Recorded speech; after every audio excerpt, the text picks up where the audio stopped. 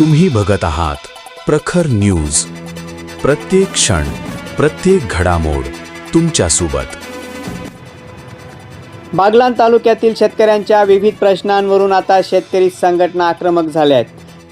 अवकाळी पावसामुळे झालेल्या नुकसानीची भरपाई, पीक विम्याचा लाभ, भेसळयुक्त खतांची विक्री आणि नियमित कर्जफेड करणाऱ्या शेतकऱ्यांना प्रोत्साहनपर लाभ या विविध मागण्यांसाठी शरद जोशी प्रणित शेतकरी संघटना, रयत क्रांती शेतकरी संघटना तसेच जनकल्याण पत्रकार संघ संचलित बळीराजा हक्क समितीच्या वतीनं प्रशासनाला निवेदन देण्यात आले.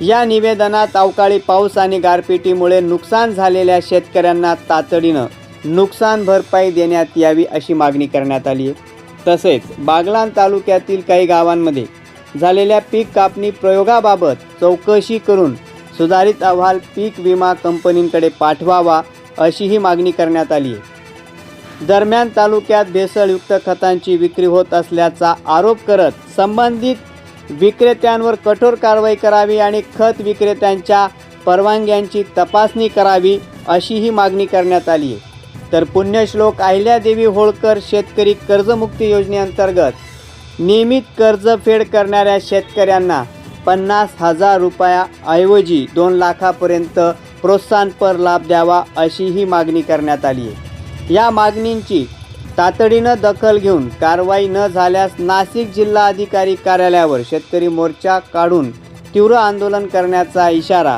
निवेदनातून देण्यात आला आहे.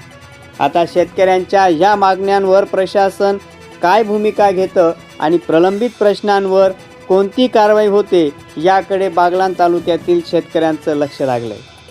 प्रखर न्यूजसाठी भगवान पवार, पिंपळदर.